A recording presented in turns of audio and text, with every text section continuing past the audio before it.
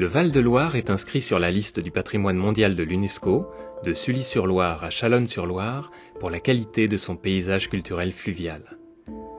Ce paysage façonné par le fleuve offre des caractéristiques qui varient selon la nature du sous-sol, du réseau hydrographique et des aménagements historiques.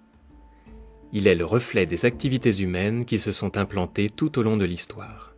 On distingue 6 séquences spécifiques.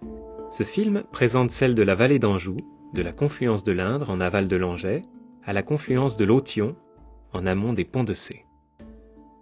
Regardons l'exemple de Saumur. Sur ce bloc diagramme sont représentés en couleurs le fleuve et ses affluents, les plateaux forestiers et viticoles, la vallée avec ses prés et ses cultures, et l'habitat agricole et les centres urbains, dont Allonnes et Saumur. Au nord, la vallée de l'Autonne ouvre largement le plateau et, au sud, le coteau calcaire domine le fleuve. La vallée atteint ici une largeur importante, 8 km, la Loire ayant reçu en amont ses grands affluents de rive gauche. Posons un filtre pour faire apparaître la valeur patrimoniale du territoire. 4 composantes relèvent de l'inscription UNESCO. Tout d'abord, le paysage témoigne de la mémoire du peuplement de la vallée, de sa mise en culture et de son aménagement. 2 logiques se sont succédées dans le temps. La première est paysanne, consolidée par les communautés religieuses qui organisent le défrichement, le drainage et la mise en culture de la vallée alluviale. Le parcellaire s'appuie sur le relief, comme l'indique cette coupe. L'habitat s'implante au plus près du fleuve, sur des tertres, à l'abri des crues.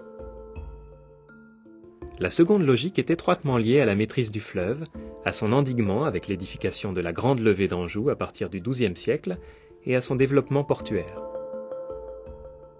Ces aménagements entraînent l'amélioration des pratiques agricoles et le développement des cultures maraîchères exportées par le fleuve.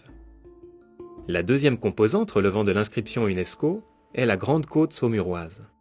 Cet escarpement calcaire de 30 à 70 mètres de haut sur 25 km de Montsoreau à Gênes abrite un habitat troglodytique dont les usages ont varié au fil des siècles. Du souterrain refuge à l'habitat paysan, de l'ermitage au monastère, du logis seigneurial au manoir, la Grande Côte est un lieu de vie. Son économie, longtemps centrée sur l'extraction de la pierre de tuffeau, s'est diversifiée à partir du XIXe siècle avec le développement des grandes maisons de vin pétillant, de l'industrie des champignonnières et aujourd'hui, de l'économie touristique et résidentielle. La troisième composante concerne le front bâti de Loire, celui de Saumur compte parmi les plus remarquables.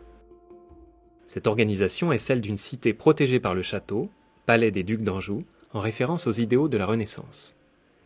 Elle témoigne aussi de l'art urbain du XVIIIe siècle dans l'architecture des édifices publics et l'innovation technique des ouvrages, qu'il s'agisse du pont ou des quais.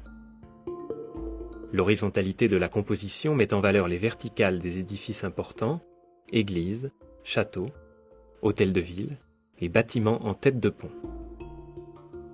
L'harmonie tient à l'homogénéité des hauteurs et couleurs du bâti, comme ici avec le front de Loire de Souzay-Champigny. La quatrième composante est caractérisée par la multitude des demeures et manoirs de grande qualité.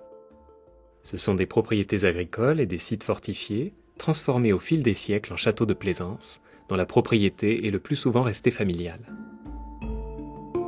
Voici donc les 4 valeurs patrimoine mondial de cette séquence paysagère. La trame paysagère de la vallée, la Grande Côte saumuroise, les fronts bâtis de Loire, les manoirs et châteaux privés.